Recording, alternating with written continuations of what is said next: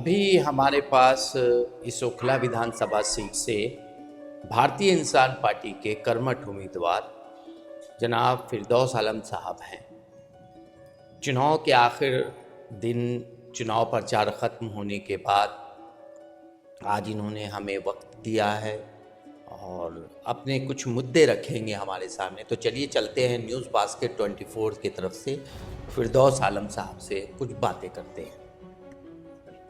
क्या हाल है सर? सब बढ़िया है।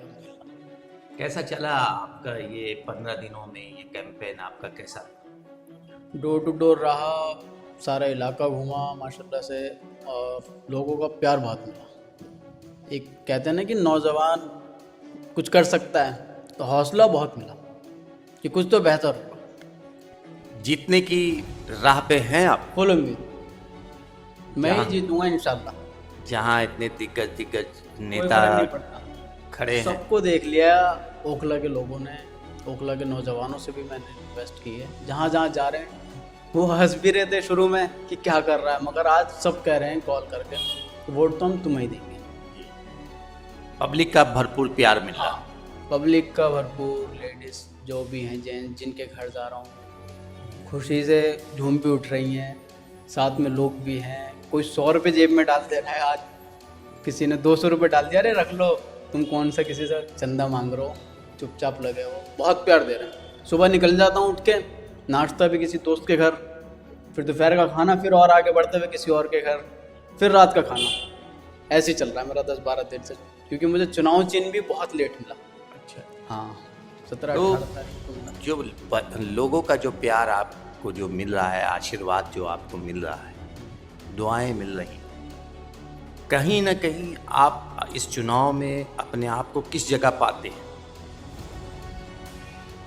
ऐसे ऐसे लोगों ने दुआ करी है सलाम भाई कि पूरी उम्मीद हो गई है कि जीतूंगा तो मैं ही। लोगों ने बातें भी करी मुझसे, और इन लोगों को सबने देख लिया है। मेरा सिर्फ मकसद ये है कि ओखला के जितना हो सकता है उतना बेहतर करना। जोश भी है, जुनून भी है। सुबह उठ के निकल जाता हूँ, कोई हो या ना हो, साथ में निकल जाता हूँ। ओखला को बदलाव करना है। ये किस चीज़ पे खड़ा कर दिया ओखला को आप भी देख रहे हैं। इतने बड़े बड़े स्टेज, इतनी बड़ी बड़ी रैली, जीत जाएंगे क्या बड़ी रैलियाँ से? इतने बड़े बड़े जलसे, क्या हो रहा है ओखला में? मुझसे सवाल कर रहे हैं तुम्हारे होर्डिंग पोस्टर कहाँ? अरे होर्डिंग पोस्टर साहब वोट दे दोगे? इतने बड़े बड़े होर्डिंग पोस्टर, जलसे, रैली, इससे वोट पड़ जाएगा? कितना ट्रैफिक जाम हुआ, इलाके वाले कितना परेशान हुए। मेला लग गया ओखला के अंदर। बताइए आप खुद भी देख रहे हैं, आप भी इंटरव्यू ले रहे हैं, हो क्या रहा है? पर्चे देखिए आप कितने बटे हुए, लाखों लाखों रुपए के इन्होंने पर्चे लुटा रखे। ओखला को तमाशा बना दिया इन लोगों, और इस वजह से आप मुझे फायदा, बहुत फायदा होगा। और देखना ओखला की 75% जनता मुझे सपोर्ट करेगी। आप खुद भी तो सोचिए कितना मजा आएगा जब ये लोग कहेंगे बच्चा जीता, हारे कौन ये लोग, एक युवा जीता, हारे कौन ये लोग। ओखला की जनता बेवकूफ़ नहीं है, पढ़े लिखों का इलाका है। ये जो बेवकूफ़ बनाया जा रहा है ना, ये आ जाएगा, वो आ जाएगा, ये जीत जाएगा, देखना सलाम भाई 8 तारीख को रिजल्ट मेरे हाथ में। और मैं ये कॉन्फिडेंट लेके कह रहा हूँ ओखला के नौजवानों से, जीतूंगा तो मैं ही। जिस दिन मेरा नॉमिनेशन हुआ, मुझे चुनाव चिन्ह मिला, जीत तो मैं उसी दिन गया। अरे किसी ने तो पहल करी। हर एक नौजवान का मेरे पास कॉल आ रही है कि भाई मैं तुम्हारे साथ हूँ, मैं तुम्हें सपोर्ट कर रहा हूँ, और लगा हुआ। मेरे स्कूल के दोस्तों ने इतनी मेहनत कर दी, समा बांध दिया। एक एक मेरा स्कूल का दोस्त, कोई भी मुझसे नाराज था, दोस्त था, सब मुझसे मिले हुए हैं, और इतनी मेहनत। मैं भी शाहीन बाग गया, कह रहे यहाँ पे भी आया वो, एक दोस्त इसके घर भी हो लिया, उसके घर भी हो लिया। अजीम डेरी गया, महबूब नगर गया, कह रहे भाई यहाँ हमने कर दिया है मामला, वोट पड़ेगा तो नील कटर पे पड़ेगा। आप ओखला के अंदर जो राजनीति चल रही है अभी, जैसा यहाँ MIM और प्लस कांग्रेस प्लस आम आदमी पार्टी के जो उम्मीदवार खड़े हैं, तीनों कहीं ना कहीं अपनी जीत का दावा पेश कर रहे हैं। सब हारे। तो इस चुनाव में अपने आप को जहां पर आप रख रहे हैं, तो क्या इससे उन लोगों को कोई भारी नुकसान देने वाले हैं? हाँ, तीनों का नुकसान होगा इंशाल्लाह सलाम भाई। ये तो 8 तारीख को रिजल्ट आएगा। तो कहीं तीनों के नुकसान में कहीं बीजेपी को फायदा ना हो जाए। बीजेपी, कांग्रेस, आम आदमी पार्टी, MIM, कोई फर्क नहीं पड़ता सलाम भाई। ये क्या हो रहा है? आज से पहले कहाँ थे? ये क्यों गुमराह कर रहे हैं पार्टियों के नाम पे? एक नेता निर्दलीय लड़ रहा है भारतीय इंसान पार्टी से, युवा है, ये क्यों गुमराह कर रहे हैं? अरे मैंने काम किया है 8-9 साल से, तो आप मुझे वोट दो। मैं युवा हूँ, आपको अच्छा लग रहा है तो मुझे वोट दो। ये तो मुद्दा ही नहीं है ओखला के अंदर। आप पार्टी का तो नाम ही मत लो, पार्टी तो सब ऐसी है। अभी आपने अपने पंपलेट में एक बहुत बड़ी बात, बहुत अच्छी बात लिखी है कि मैं चाहता हूं कि निज़ामत को ही बदल डालूं, मगर ये बात अकेले के बस की नहीं है। उठो ओखला के क्षेत्र के इंसानों, तो ये सबकी बात है, 2 4 10 की नहीं। तो ये संदेश ओखला के लोगों के लिए जो आपने लिखा है, तो क्या आपको लगता है कि कहीं ना कहीं ओखला वाले आपके इस स्लोगन को सही मानकर आपको चुनेंगे? और चुनेंगे तो किस बेस से चुनेंगे? आखिर क्या वजह है? आपके अंदर खूबी क्या है? ओखला वालों जितने भी युवा हैं, बड़े हैं, बुजुर्ग हैं, सबसे मेरी एक ही रिक्वेस्ट है, आज मैं आपको बता दूं कि आप पहले तो मुझे जिता दो। मैं ओखला वालों से फिर कह रहा हूँ, मेरा चुनाव चिन्ह नील कटर है, 9 नंबर है, और आप जिता दोगे तो इतना तो यंग हूँ कि एक कॉल पर हाजिर हूँ। आप लोगों को भी उम्मीद है, सबको उम्मीद है कि निराश तो नहीं होने दूंगा। ओखला को बर्बाद कर दिया, गटर के ढक्कन पे नहीं रहने दूंगा। ओखला के नौजवानों को दौड़ा रहे हैं लोग बिरयानी पे। आपने कभी सुना कि ओखला के नौजवानों को यही कर देंगे? ये दौड़ा रहे हैं तो दौड़ा रहे हैं। ओखला के लड़कों की कितनी बेइज्जती हो रही है। अबे किस चीज की रैली कर रहे हो, किसकी रैली कर रहे हो, कौन है? 5 तारीख के बाद कहाँ चले जाएंगे लोग? किसी चीज का भी मैटर आप देख रहे हैं इलाके में? जो मेरी पॉलिसी है मैं बता रहा हूँ, फिर लोगों को समझ में भी आ रही है। मैंने वीडियो फोटो तो डाली नहीं, इतना टाइम भी नहीं था सलाम भाई, बस मैं चल रहा हूँ, लोगों से मिल रहा हूँ। नहीं, आपको तो मैं देख रहा हूँ कि काफ़ी पैदल आप चल रहे हैं और लोगों से मिल रहे हैं, लोगों से संपर्क में हैं और लोगों को अपनी तरफ लाने की पूरी भरपूर कोशिश कर रहे हैं। लेकिन कहीं ना कहीं मुझे ये बात लगती है कि इस ओखला के अंदर जो इतने दिग्गज लोग मैदान में हैं, तो उनमें जनता आपको जो चुनेगी, तो आपका आधार क्या होगा? चुनने की वजह क्या है कि आपके अंदर ऐसा कौन सा नया चीज़ है जो कुछ ना कुछ बेहतर होगा और इन लोगों से परेशान हो गई है। हकीकत बता दे रहा हूँ, ओखला वाले परेशान हैं सबसे। इस बार तो और अच्छी बात है कि ये लोग का हलचल मची हुई है, कौन किसे वोट दे, सबकी प्लानिंग मेरे लिए होगी।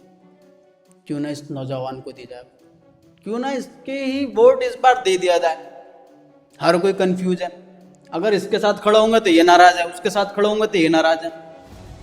मुझे वोट पड़ेगा सलाम भाई।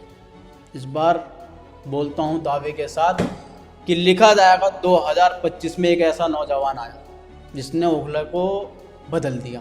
आपने इससे पहले एक बात, बहुत अच्छी बात कही है और ओखला वालों के लिए, कि मैं ओखला के अंदर जब जीत के आऊँगा तो महिलाओं को और नौजवानों को सशक्त बनाऊँगा और एक एनर्जी दूंगा, और राजनीति में भागीदारी भी देने की आपने बात कही थी, जो मैंने अपने दर्शकों को दिखाई भी है वो चीज़ें। ये बातें तो ज़बानी तौर से सुनने में अच्छी लगती है, लेकिन क्या ये ज़मीनी स्तर पे हो पाएगा आपसे? मैं इलेक्शन नहीं लड़ रहा। अब बताइए ना, किसी ने सोचा था कि 30 साल का बच्चा एक इलेक्शन लड़ेगा ओखला के अंदर? इतने बड़े दिग्गज हैं सलाम भाई, करोड़ों रुपए खर्च कर रहे हैं। ओखला की हिस्ट्री में जनरेट हुआ, पूरी दिल्ली में ऐसा इलेक्शन नहीं हो रहा जैसा ओखला में हो रहा। ये लोग कर क्या रहे हैं? आपसे मैंने पहले ही बोला था, लोग जुआ खेल रहे हैं। जो जीतेगा 100 गुना कमा के पलटेगा, ये लिख लीजिएगा। पहले अपनी जेब भरेंगे, उसके बाद आएंगे। किसी की बुराई नहीं कर रहा, जिसको ठीक लगे उसको वोट दे, जिताए, क्या दिक्कत है? मगर क्या कर रहे हैं? आपने मेरा कहीं प्रचार देखा, मेरे होर्डिंग पोस्टर देखे? तो लोग तो यही जानना चाह रहे हैं कि आखिर इलेक्शन का फर्क नहीं पड़ता। मैं कह रहा हूँ ओखला का इलेक्शन अब बदलेगा। ये सब जो धुआं धाकड़ ओखला को परेशान किया जा रहा है, ओखला एक पढ़े लिखों का इलाका, मैं फिर कह रहा हूँ, पढ़े लिखों का, वेल एजुकेटेड का इन लोगों ने किस कगार पे खड़ा कर दिया। कोई आगे कुछ बोल रहा है, कोई आगे कुछ बोल रहा है। आप देखिए तो सही, मेरी सोच तो बिल्कुल अच्छी है और लोगों को भरोसा दिला रहा हूँ कि मैं कुछ बेहतर करूँगा। अगर एक कॉल करोगे तो मैं खड़ा हूँ। तो ओखला में जो दिल्ली चुनाव जो हो रहे हैं, तो ओखला सबसे हॉट सीट मानी जा रही है, सबसे हॉट सीट मानी जा रही है। लेकिन हॉट सीट होने के साथ साथ लोगों की ये आपके ऊपर एक इल्ज़ाम है और एक आरोप है कि आप सिर्फ वोट काटने के लिए खड़े हुए हैं। नहीं, मैं जीतने के लिए खड़ा हूँ। अगर ये कोई पार्टी वाला बोलता है कि मैं वोट काटने के लिए खड़ा हुआ हूँ तो उसे अल्लाह पे यकीन नहीं, ऊपर वाले पे विश्वास नहीं है, वो फिर डरा हुआ है। जो ये बात मुझसे बोलेगा वो डरा हुआ है। ये तो बात ही नहीं आनी चाहिए। 14 कैंडिडेट है भाई, 14 कैंडिडेट है, मुझसे बोल रहा हूँ। मेरा वजूद कहाँ था, मुझे कौन जानता था। आज कैसे परेशान हो रहे हैं, आज कैसे परेशान हो रहे हैं कि मैं वोट काट दूं। लोग आपका तो आलोचना तो कर रहे हैं। नहीं, लोग मुझे शुरू में कहा कि 150 वोट आएंगे, मेरे साथ थे लोग, है ना, ठीक है, 150 आएंगे, 200 आएंगे, लोग बातें कर रहे थे। आज क्यों परेशान है? अच्छा, एक निजी सवाल आपसे है, एक व्यक्तिगत सवाल मैं आपसे कर रहा हूँ कि आपके वालिद साहब हैं जी, वालदा हैं, उनका इंतकाल हो गया, इन्ना लिल्लाह। लेकिन वालिद साहब से क्या आप सीखने को आपको क्या मिला? वालिद साहब ने, हमारे फादर ने कहा, वालदेन का तो इंतकाल हो गया, उनकी अचानक से तबीयत खराब हुई, इलेक्शन का प्लान नहीं था, चल रहा था कुछ और। अगर उन्होंने कहा चल भाई हमारी तबीयत खराब होती तो ही इलेक्शन लड़ लें। फिर हमारे एक गुरुजी हैं डॉक्टर सुहेल, वो बिल्कुल समझ लीजिए गाइडनर वही है मेरे। उन्होंने कहा तो इलेक्शन लड़ जीतेगा। मेरे बच्चे मैंने देखा लोगों से, वो यहाँ पे राउंड लगा रहे थे, घूम रहे थे, कह रहे मेरे बच्चे तुझे हर कोई जानता है। 2 दिन घूमे, कह रहे हर कोई जानता है तुझे। उन्होंने बिल्कुल ही प्रेशर दिया गुरुजी ने, डॉक्टर सुहेल ने, कि तुम इलेक्शन लड़ो और लोग तुम्हारे साथ चलेंगे और तुम जीतोगे। फिर फादर ने भी कहा मेरे वालिद साहब कि इंशाल्लाह जीत अपनी ही होगी। जितना काम किया, अब वो डेली सुबह मुझे 8 बजे उठा देते हैं, 7 बजे, कि तू 10 साल से दूसरों के लिए भाग रहा था, अपने लिए क्यों सो रहा है? 3-4 बजे सो रहा हूँ, मेरे पैर सूज गए हैं, चल रहा हूँ बाइक से, स्कूटी से, इसीलिए नहीं चल रहा हूँ कि कोई घर ना छूट जाए। बस मैं जानता हूँ पूरी बॉडी पेन हुई हुई है, क्या बताऊँ। ये सिर्फ ओखला वालों के लिए, ओखला की मोहब्बत बहुत चल रहा हूँ, बस अल्लाह मालिक है, बस हिम्मत दिए जा रहे हैं, कोई मिल जाता है। आप ऐसा लगता है कि जिस तरह की बयान आप दे रहे हैं, हाँ, उससे यही पता चलता है कि ओखला की मोहब्बत में, ओखला की मोहब्बत में आप अपने आप को जख्मी किए बैठे हैं। बहुत दिल में कोई कसक, कोई दिल में कमी? कसक यही है कि इस बार ओखला वालों को मुझे वोट देना चाहिए। ऑप्शन मत ढूंढें, किसी की इमोशनल बात पे ना है, मुझे सपोर्ट करें, वोट करें बहुत अच्छे तरीके से, क्योंकि ओखला के लोगों से मैं जुड़ा हूँ।